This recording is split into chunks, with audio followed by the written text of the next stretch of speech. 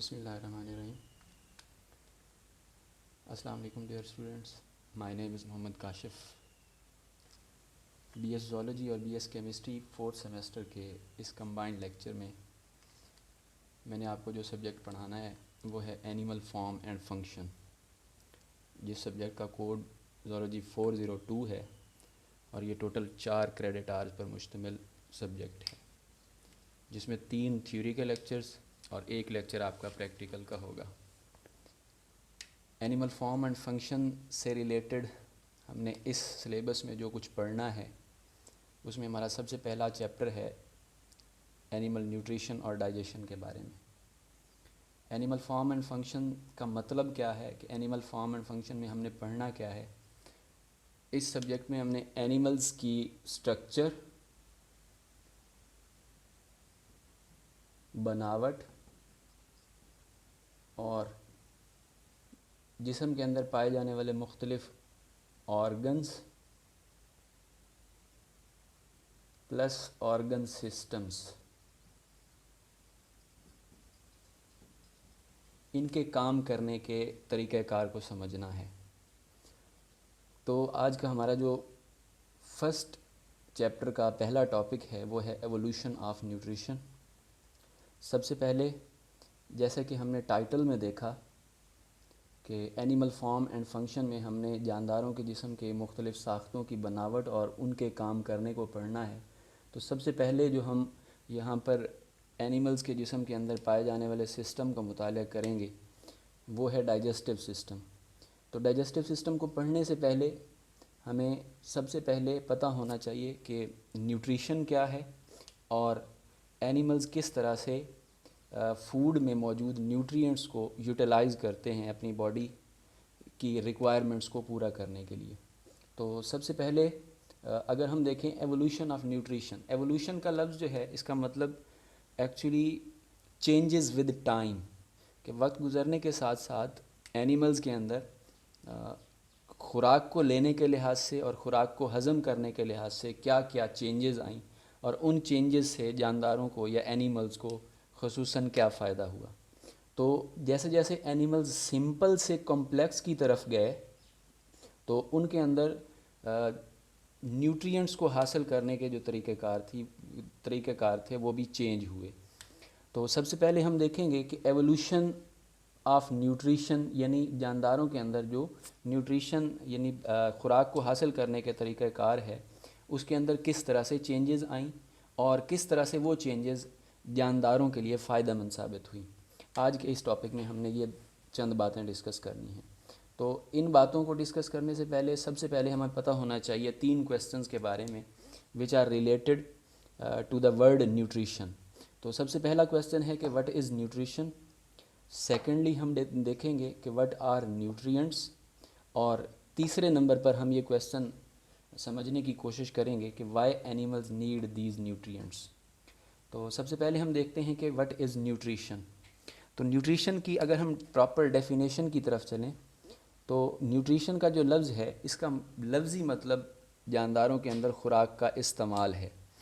The process of taking of nutrients, assimilating of nutrients and utilisation of nutrients within the body.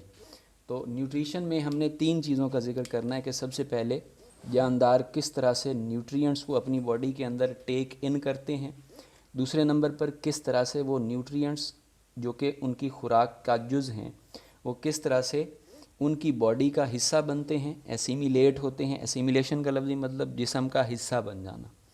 और तीसरे number पर जब वो जिस्म का हिस्सा बन जाते हैं तो हमारी बॉडी मुख्तलिफ़ किस्म के फंक्शंस को परफॉर्म करने के लिए उन न्यूट्रिएंट्स को इस्तेमाल करती है।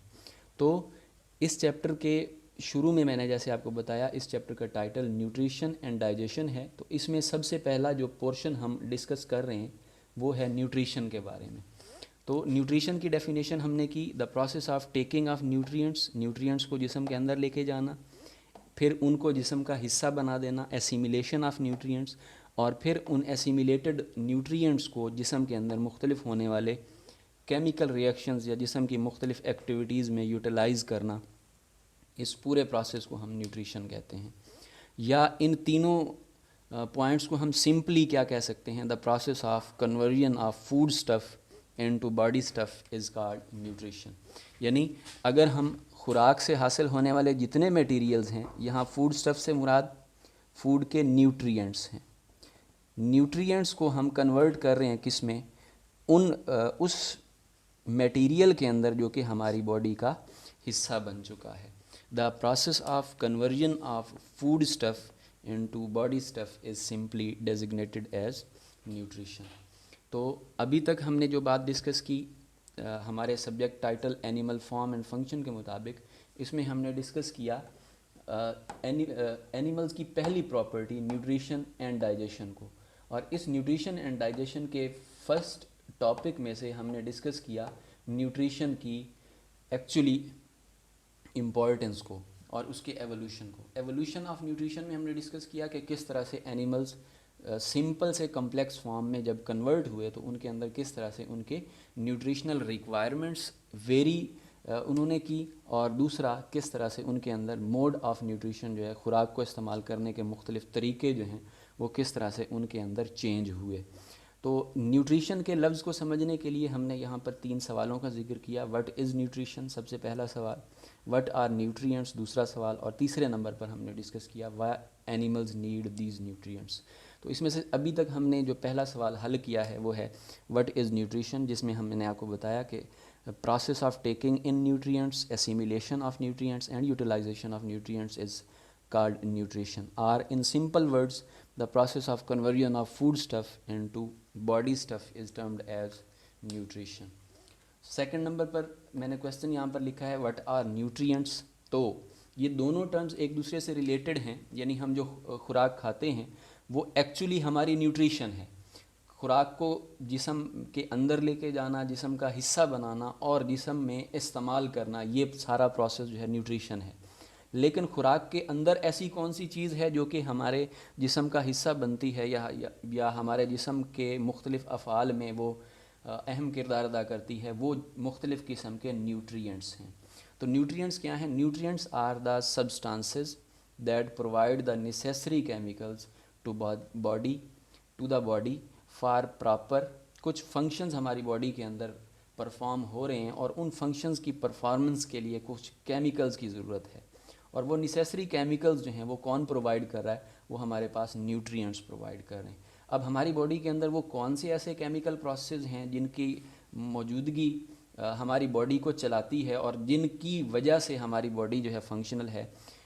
वो ग्रोथ है, मेंटेनेंस है, एनर्जी की प्रोडक्शन है, रिपेयर ऑफ बॉडी सेल्स है, और इसके अलावा जिस्म के अंदर होने वाले जितने भी केमिकल प्रोसेस हैं जिनको हम कलेक्टिवली मेटाबॉलिज्म कहते हैं, उसको चलाने के लिए जितने भी रॉ मटेरियल्स यूज़ हो रहे हैं उनके तौर पर भी यही न्यूट्रिएंट्स हमारी बॉडी के अंदर यूज़ होते हैं।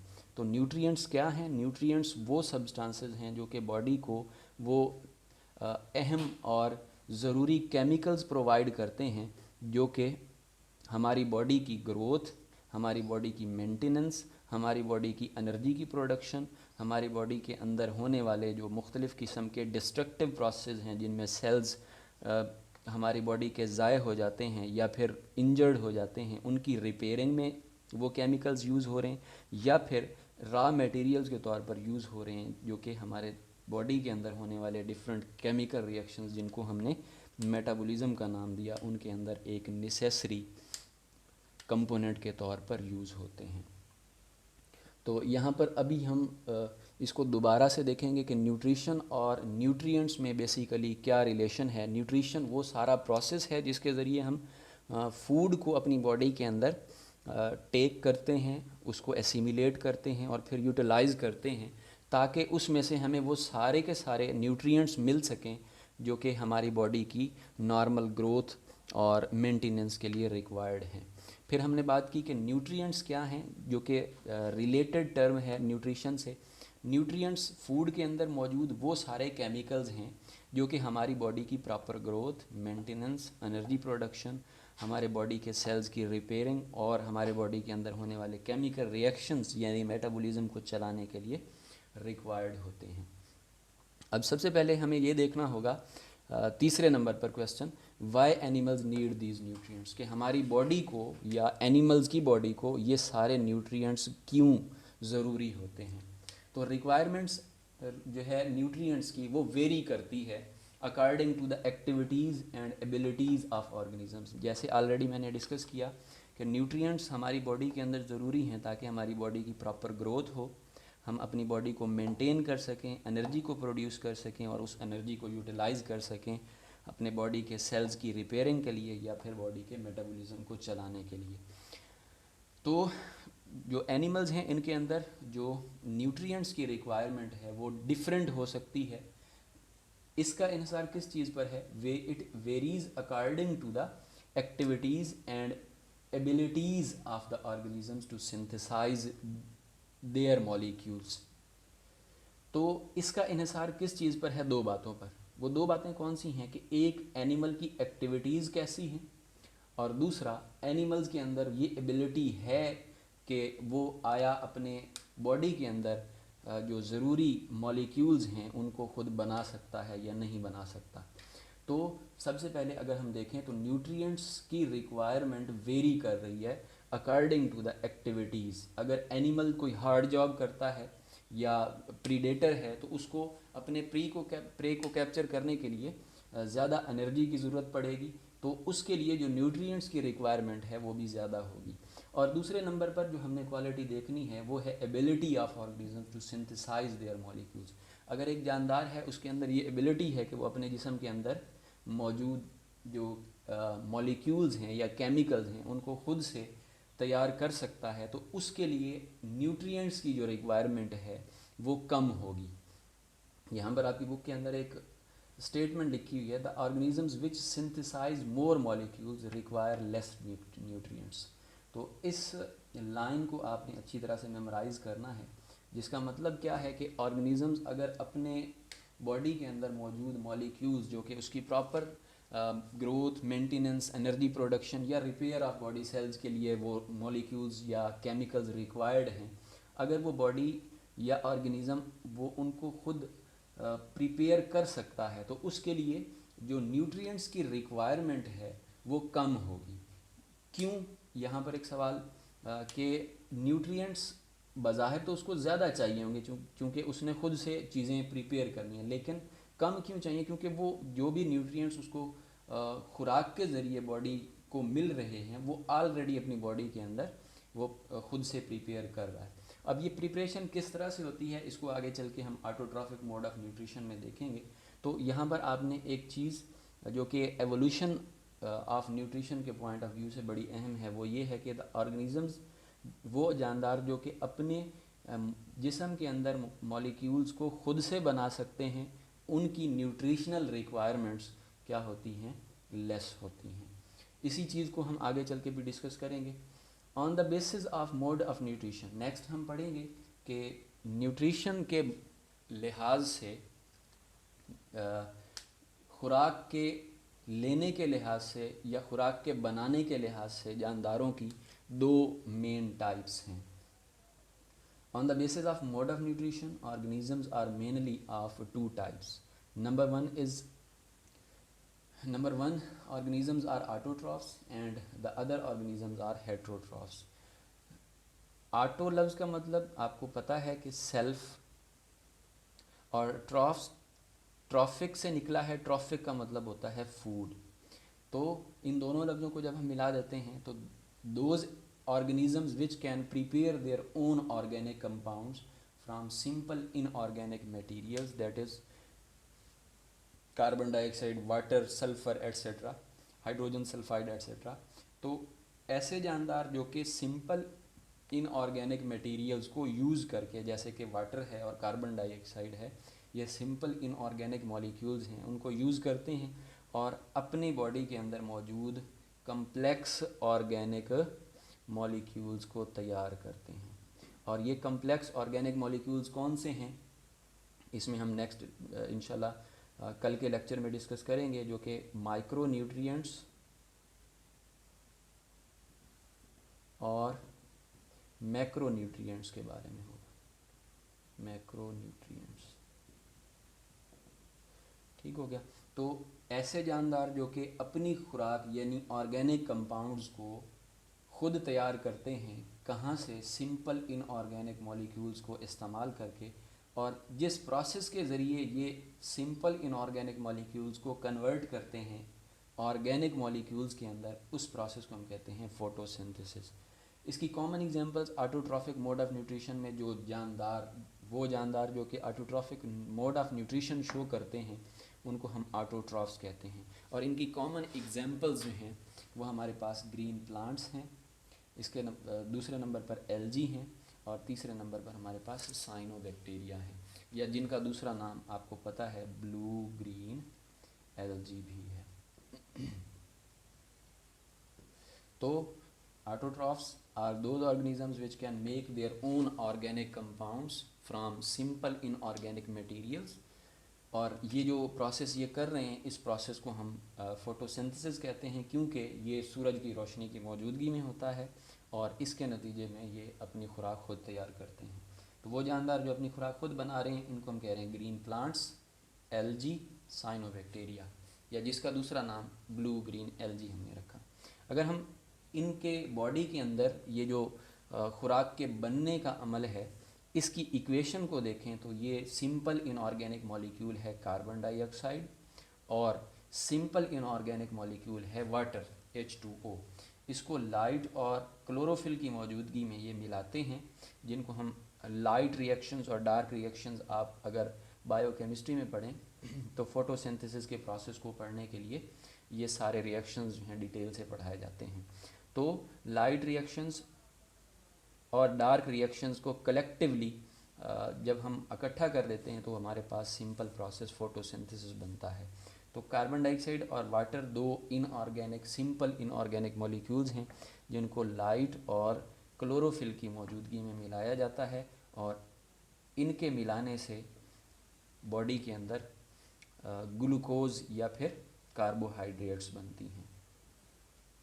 इस ग्लूकोज को ये जानदार जो हैं अपनी खुराक के तौर पर यूज़ करते हैं, और साथ में आपको पता है ऑक्सीजन जो है एक बाई प्रोडक्ट के तौर पर बनती है, जिसको ये अपनी बॉडी से एलिमिनेट कर देते हैं एक्सेसिव अमाउंट में, और वो ऑक्सीजन जो है आपको पता है हमारी फ़िज़ा के अंदर इकट्ठी होती है, जहाँ से ये एनिमल्स उसको रेस्पिरेशन के प्रोसेस में यूटिलाइज़ करते हैं। अदर एग्जांपल्स जो कि ऑटोट्रॉफिक मोड ऑफ न्यूट्रिशन यानी ऑटोट्रॉफ्स में इंक्लूडेड हैं, वो हैं फोटोसिंथेटिक बैक्टीरिया।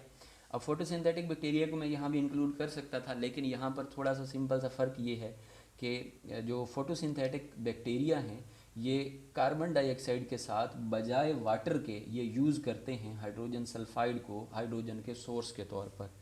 तो ये carbon dioxide simple inorganic molecule, hydrogen sulphide simple inorganic molecule, इन दोनों को लाइट और क्लोरोफिल की मौजूदगी में ये मिलाएंगे और इससे क्या बना देंगे? ग्लूकोज यानी कार्बोहाइड्रेट्स बना देंगे, और साथ में बजाय ऑक्सीजन को एलिमिनेट करने के ये क्या एलिमिनेट करेंगे? सल्फ़र एलिमिनेट करेंगे। तो ये सिंपल किस्म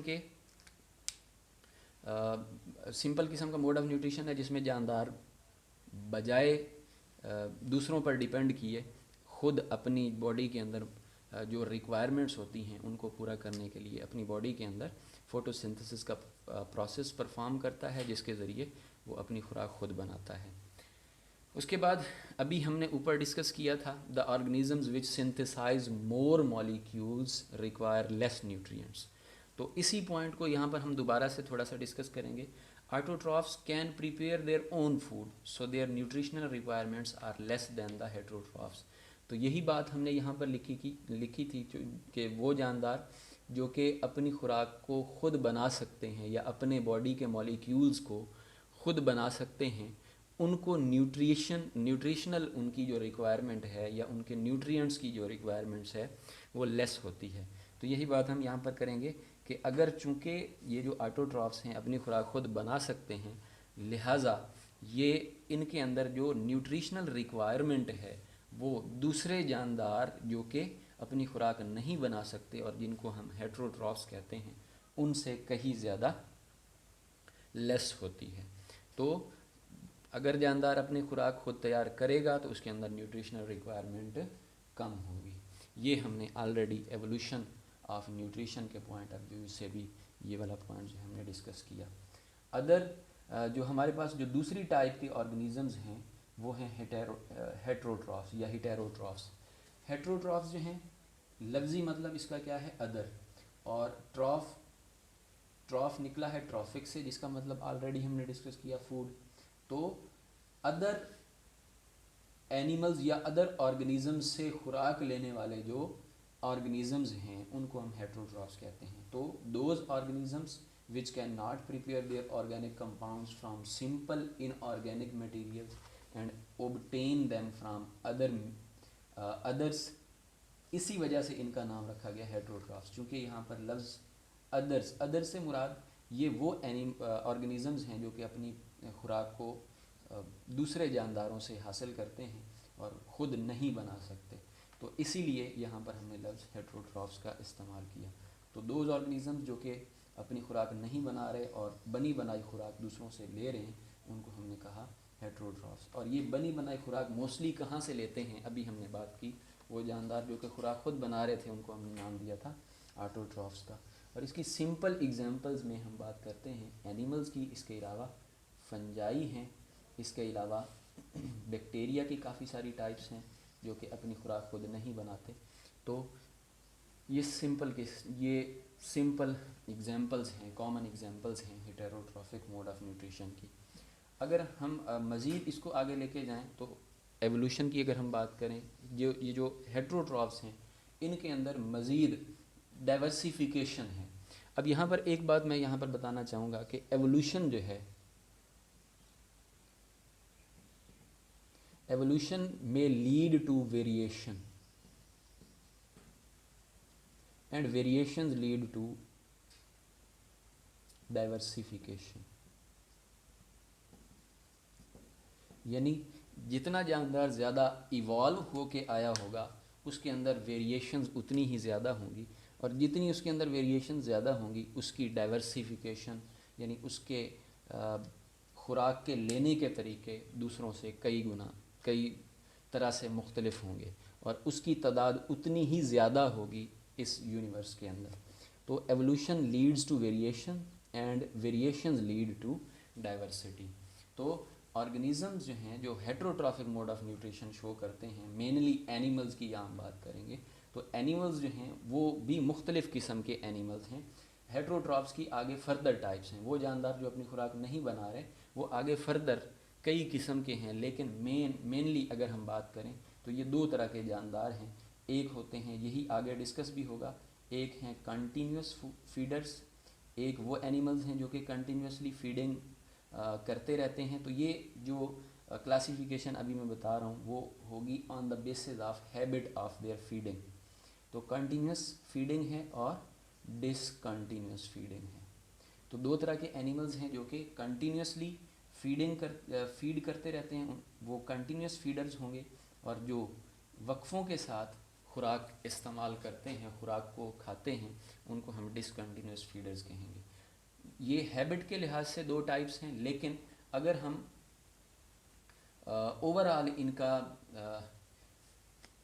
कंपैरिजन करें दूसरे सारे ऑर्गेनिज्म का यानी हेटेरोट्रॉफ्स का आपस में, तो हमारे पास जो हेटेरोट्रॉफ्स हैं ब्रॉडली हम उनको दो कैटेगरीज में डिवाइड करते हैं। एक है हमारे पास इंजेस्टिव हेटेरोट्रॉफ्स और दूसरे हैं एब्जॉर्प्टिव हेटेरोट्रॉफ्स।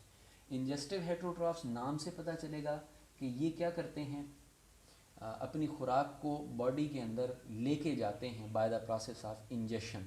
ये हम आगे चल के एक मोड ऑफ न्यूट्रिशन पढ़ेंगे, होलोजोइक मोड ऑफ न्यूट्रिशन। तो होलोजोइक मोड ऑफ न्यूट्रिशन में जो हेटेरोट्रॉफ्स हैं उनके अंदर जो होलोजोइक मोड ऑफ न्यूट्रिशन है उसके काफ़ी सारे स्टेप्स हैं।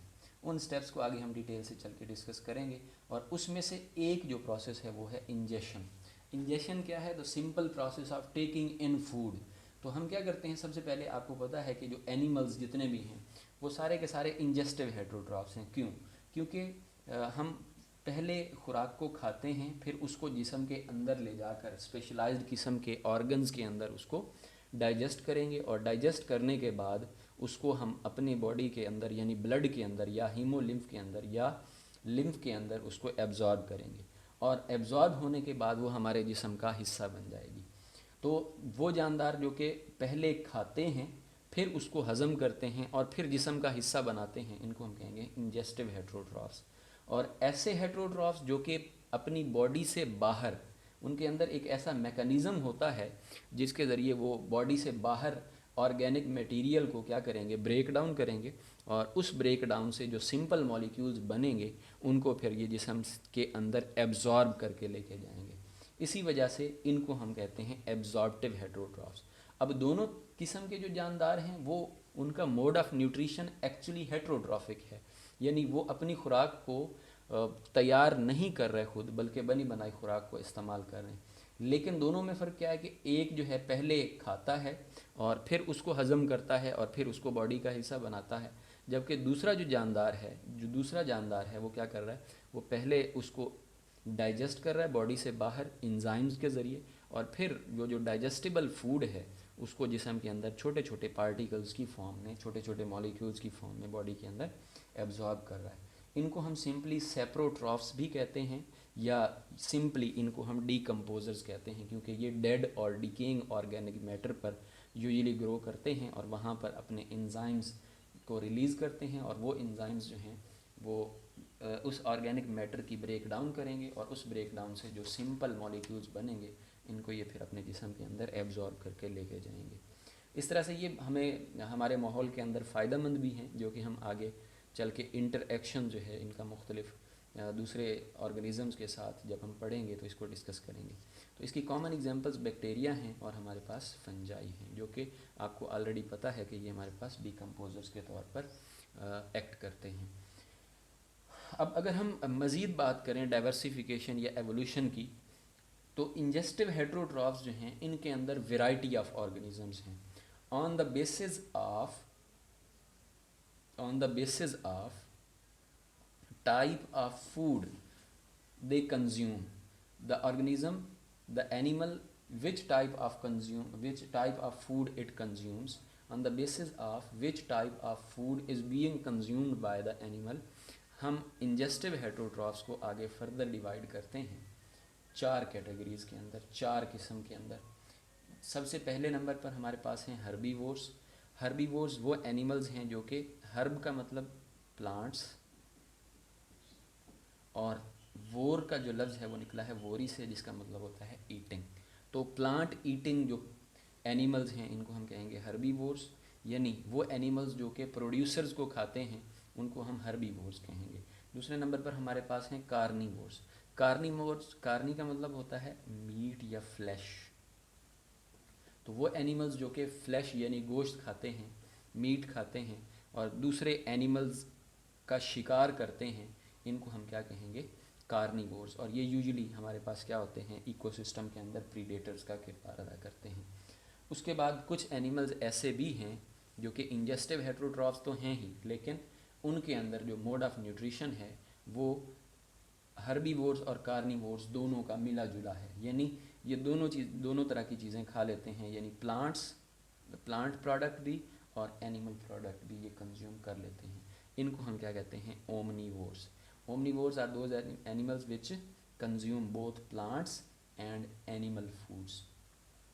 और आखिर में हमारे पास हैं इंसेक्टिवोर्स। इंसेक्टिवोर्स वो एनिमल्स हैं जो कि इंसेक्ट्स को खाते हैं और मेनली आर्थ्रोपोड्स को खाते हैं। आर्थ्रोपोड्स के बारे में हम ऑलरेडी जानते हैं, the animals with jointed legs. Animals with jointed legs, वो एनिमल्स जिनकी जॉइंटेड लेग्स होती हैं उनको हम आर्थ्रोपोड्स कहते हैं। तो हमारे पास ये आम जो इंसेक्ट्स हमें घरों में नज़र आते हैं वो उनकी लेग्स अगर आप देखें तो वो जॉइंटेड हैं, यानी वो आर्थ्रोपोड्स हैं। तो अगर हम हर्बीवोर्स की बात करें, इंजेस्टिव हेटरोट्रॉफ्स में हमने पढ़ा कि 4 कैटेगरीज हैं, हर्बीवोर्स, कार्निवोर्स, ओमनीवोर्स और इंसेक्टिवोर्स। तो हर्बीवोर्स की अगर हम बात करें, दे ईट प्लांट्स या प्लांट प्रोडक्ट्स।